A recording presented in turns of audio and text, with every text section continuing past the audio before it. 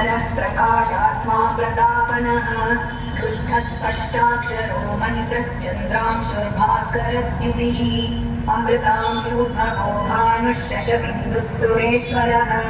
औषधं जगतः सेतुः सत्यधर्मपराक्रमः भूतभव्यभवन्नाथः पवनः पावनो नरः कामः कामकृत्कान्तः कामः कामप्रदः प्रभुः युगादिकृत्युगावर्तो नैकमायो महाशनः अदृश्यो व्यक्तरूपश्च सहस्रजिदनन्तजित् इष्टो विशिष्टः शिष्टेष्टः शिखण्डी नहुषो वृषः क्रोधः क्रोधकृत्कर्ता विश्वबाहुर्महीधरः अच्युतः प्रथितः प्राणः प्राणदो वासमानुजः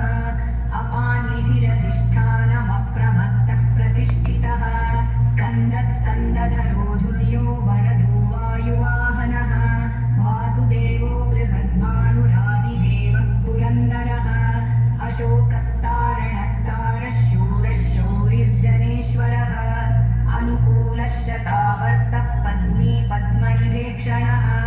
पद्मनाभोरविन्दाक्षः पद्मगर्भः शरीरभृत् महर्धिरुद्धो वृद्धात्मा महाक्षो गरुडध्वजः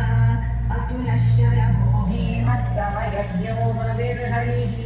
सर्वलक्षणलक्षण्यो लक्ष्मीवान् समितिञ्जयः विक्षरो रोहितो मार्गो हेतुर्दामोदरः सः महीधरो महाभागो वेगवानमिताशनः उद्धवक्षोभणो देवः श्रीगर्भः परमेश्वरः करणं कारणं कर्ता विकर्ता गहनो गुहः व्यवसायो व्यवस्थानः संस्थानस्थानदोद्रुवः परर्थिः परमस्पष्टस्तुष्टः पुष्टः शुभेक्षणः रामो विरामो विरतो मानो नेयो नयो नयः वीरशक्तिमतां श्रेष्ठो धर्मो धर्मविदुत्तमः मणिकुण्ठः पुरुषः प्राणः प्राणः प्रणमः हिरण्यगर्भः शत्रुघ्नो व्याप्तो वायुरथोक्षजः ऋतुः सुदर्शनः कालः परमेष्ठी परिग्रहः उग्रः संवत्सरो दक्षो विश्रामो विश्वदक्षिणः विस्तारस्थावरस्थाणुर्प्रमाणं बीजमव्ययम्